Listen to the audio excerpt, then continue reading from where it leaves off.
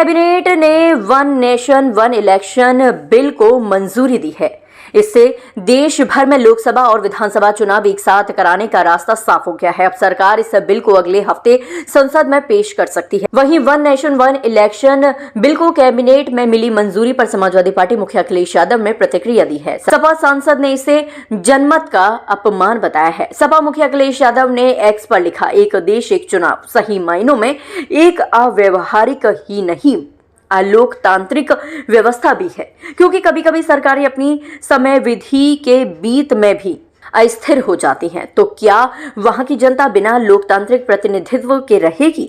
इसके लिए संवैधानिक रूप से चुनी गई सरकारों को बीच में ही भंग करना होगा, जो जनमत का अपमान होगा। पूर्व सीएम ने आगे लिखा, दरअसल एक देश एक चुनाव लोकतंत्र के खिलाफ एक तंत्री सोच का बहुत बड़ा षड्यंत्र है, जो चाहता है कि एक साथ ही पूरे देश पर कब्जा कर लिया जाए। इससे चुनाव एक दिखावटी प्रक्रिया बनकर रह जाएगा। जो सरकार बारिश, पानी, त्योहार, नहान के नाम पर चुनावों को टाल देती है, वह एक साथ चुनाव कराने का दावा कैसे कर सकती है? एक देश एक चुनाव एक छलावा है, जिसके मूल्य कारण में एकाधिकार की लोकतांत्रिक मंशा काम कर रही है। हम उन तमाम शहीदों को याद करते हैं जिनकी वजह से ये हमारा लोकतंत्र का मंदिर सुरक्षित रहा।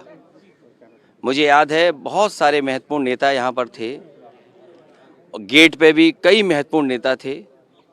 हमारे सुरक्षा कर्मियों ने उस समय जो सूझबूझ से और जिस बहादुरी और साहस के साथ उन्होंने उसका मुकाबला किया, उसका परिणाम ये हुआ कि संसद भवन तो बचा ही बचा, बल्कि उस समय बड़ी संख्या में महत्वपूर्ण नेता देश के बैठे थे।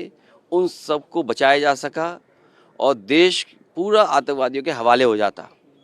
मुझे याद है सबसे पहले जो महिला कांस्टेबल थी कमलेश कुमारी, उसके देखने के बाद सभी सुरक्षा कर्मियों को पता लग गया था कि यहाँ पर ऐसी घटना कोई होने जा रही है। वो मेरे कन्नौज क्षेत्र की थी।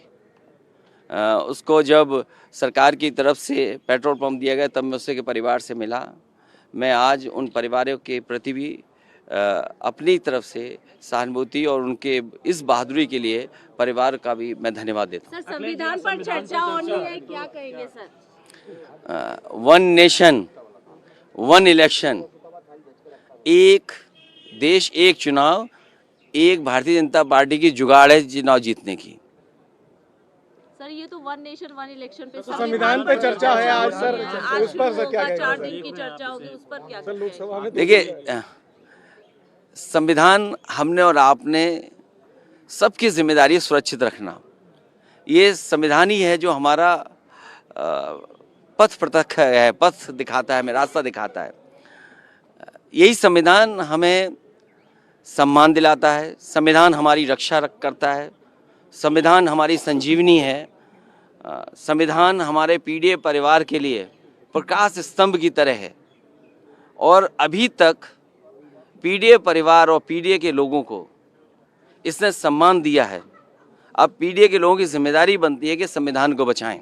और आप में से तमाम पत्रकार साथी हैं जो हर चीज़ को समझते हैं, दूर से देखते हैं।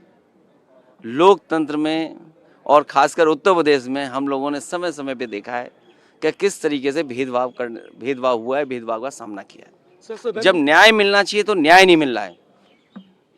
सर, आप मानते हैं सदन में लोकसभा में जब समाजवादी पार्टी अपना पक्ष रखेगी संविधान पे, तो किन किन मुद्दों को एड्रेस करेगी? मैंने आपसे कहा कि न्याय और समानता और जो लक्ष्य था आज़ादी का कि सब गैर बराबरी खत्म हो।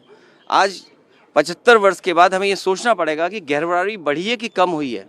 जिस तरह के सरकारों के फैसले रहे हैं उससे गैर बराबरी बढ़ी है। दुनिया में कहें ये कि अर्थव्यवस्था हमारे तीसरे नंबर पे है, दूसरे नंबर पे पहुंचाएगी, नंबर 1 पर पहुंच जाएगी, लेकिन प्रति व्यक्ति आय क्या है? आज हम किस स्थान पे खड़े हैं? ये बड़े सवाल हैं। और जाति का सवाल आज भी है, जो भेदभाव हम लोगों को देखने को मिल रहा है समय समय पर। आज भी लोग गांव में अपमानित हो रहे हैं। तो ये बड़े सवाल हैं जिसको हमें समाधान ढूंढना है। हमारा लोकतांत्रिक देश समाजवादी रास्ते पे चले, सेक्युलरिज्म और मजबूत हो। जब डेमोक्रेसी हमें पॉलिटिकल आज़ादी देती है, सेक्युलरिज्म हमें ये आज़ादी देती है, हम किसी भी धर्म को मानें, धर्म की आज़ादी मिलती है। और सोशलिज्म हमें आर्थिक आज़ादी का सपना देखने का मौका देती है। इन तीनों की मजबूत करके ही हमारा देश मजबूत होगा। Samajwadi party one nation one election Bharatiya Janata party की एक जुगाड़ योजना है। इलाहाबाद हाईकोर्ट ने जो बोला, जज ने बोला, उसके लिए क्या कहेंगे? ये सब अब क्या बात कर रहे हो आप? आपको सब पता है कि किस अंडरग्राउंड रास्ते से पहुंचे हैं। एक रंगी अंडरग्राउंड विचारधारा के लोग भी हैं और आपसे बेहतर कौन नहीं समझता कि अंडरग्राउंड पॉलिटिकल योजनाएं भी चलती हैं। उसी का परिणाम है वो जज साहब।